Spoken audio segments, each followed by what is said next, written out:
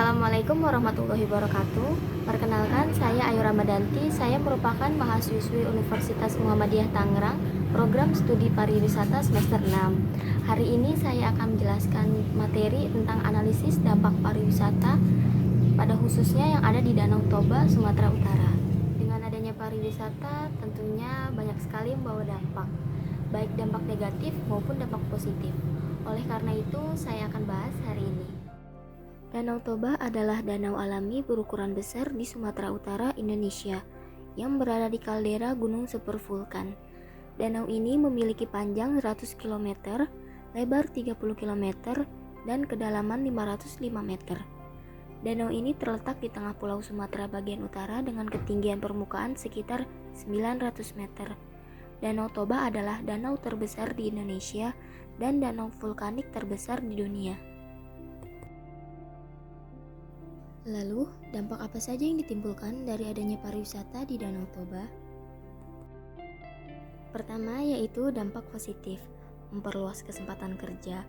Datangnya wisatawan di suatu daerah tujuan wisata yang tentunya dengan segala kebutuhannya dapat mendorong tumbuhnya berbagai usaha yang ditujukan untuk memenuhi kebutuhan wisatawan. Peningkatan fasilitas bagi penduduk, pembangunan pariwisata akan berpengaruh besar terhadap peningkatan fasilitas kehidupan masyarakat. Peningkatan pelayanan transportasi.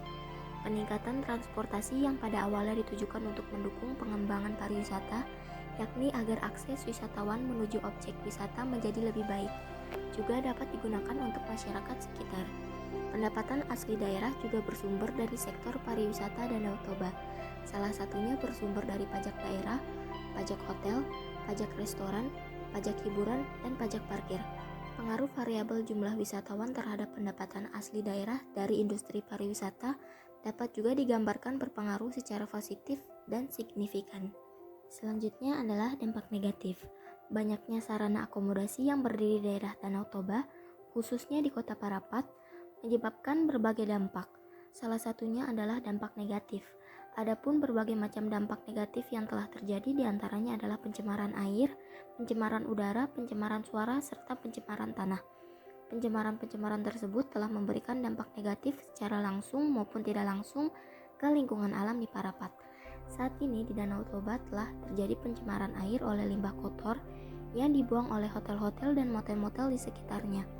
Juga terjadi pencemaran udara dan suara yang disebabkan oleh sampah yang tidak dapat berbaur dengan tanah, seperti plastik dan kaleng-kaleng bekas.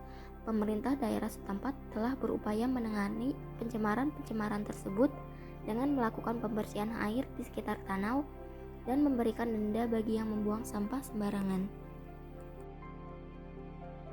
Dan juga Danau Toba kini dihadapkan pada persoalan lingkungan seperti penurunan permukaan airnya, di mana menurut hasil penelitian BMKG, Stasiun Klimatologi Deli Serdang, telah terjadi penurunan tinggi muka air danau pada tahun 1987, 1998, dan 2016 mencapai 1,5 sampai 2 meter, serta limbah domestik yang masuk ke perairan Danau Toba.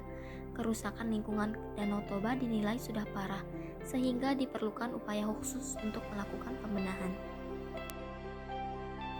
Selanjutnya, kita akan menganalisis menggunakan metode SWOT. Yang pertama yaitu strength, memiliki pemandangan yang indah sehingga menjadi wisata alam yang menarik banyak pengunjung. Danau Toba juga menjadi danau terbesar di Asia Tenggara dan danau vulkanik terbesar di dunia, dan sudah ditetapkan oleh UNESCO sebagai UNESCO Global Geopark yang tentunya akan menarik banyak wisatawan untuk datang. Dan sudah pasti, Danau Toba sangat kental akan adat dan budaya suku Bataknya, seperti kain tenun ulos dan festival-festival budaya yang sering dilakukan. Kawasan Danau Toba di Sumatera Utara menjadi salah satu daftar destinasi pariwisata super prioritas oleh Kemenparekraf RI. Hal ini tak lain karena Danau Toba menawarkan banyak keindahan alam yang menjadi ikon pariwisata Indonesia. Lalu, selanjutnya ada weakness. Sulitnya akses dan infrastruktur merupakan salah satu kelemahan dari Danau Toba. Hal ini berdampak pada mobilitas wisatawan berkurang. Namun, hal tersebut sudah dibenahi perlahan agar Danau Toba dapat dikunjungi oleh lebih banyak wisatawan. Selain itu, ekosistem alamnya rusak akibat limbah rumah tangga dan limbah pertanian. Tidak hanya itu saja, penebangan hutan pada tahun 2012 oleh PT Gurga Domasari semakin memperparah lingkungan. Namun hal tersebut sudah diatasi dan izin PT GDS sudah diberhentikan. Namun dampak yang diakibatkan masih terus berlangsung. Selanjutnya, opportunity. Meningkatnya pengunjung Danau Toba diharapkan menjadi peluang untuk mengentaskan kemiskinan dan gizi buruk yang ada di daerah tersebut. Danau Toba memiliki klasifikasi wisata yang beragam, mulai dari akomodasi, restoran, transportasi, budaya, dan juga UMKM. Oleh karena itu, dapat menarik banyak investor untuk berinvestasi di Danau Toba, sehingga fasilitas yang disediakan akan lebih baik lagi. Dengan ditetapkannya Danau Toba sebagai UNESCO Global Geopark, memberi peluang akan keberlanjutan ekosistem yang ada di Danau Toba lebih baik dan diperhatikan, sehingga menarik lebih banyak wisatawan. Yang terakhir ada threat. Adanya ego kewilayahan yang ditunjukkan oleh ketujuh kabupaten yang berada di sekitar kawasan Danau Toba menjadi ancaman yang muncul karena dapat menghambat pengembangan kawasan wisata Danau Toba yang ingin dilaksanakan oleh Kabupaten Samosir. Hal ini dapat terjadi karena jika ada rencana dalam pengembangan kawasan wisata Danau Toba dalam skala yang lebih besar, maka harus ada kerjasama yang baik antara ketujuh kabupaten yang berada di kawasan wisata Danau Toba. Tetapi jika kerjasama tidak disambut dengan baik, maka akan menghambat pengembangan kawasan wisata Danau Toba. Banyak dibangunnya penginapan dan homestay menjadi ancaman pula bagi keberlanjutan ekosistem dan lingkungan, sehingga perlu dibuat peraturan yang kuat agar hal tersebut tidak terjadi. Dan dalam keadaan seperti sekarang yang sedang melanda, yaitu virus COVID-19, mengancam para pelaku usaha di dunia pariwisata yang membuat penghasilan menurun sangat drastis. Terima kasih telah menonton video saya, semoga bermanfaat ya. Assalamualaikum warahmatullahi wabarakatuh.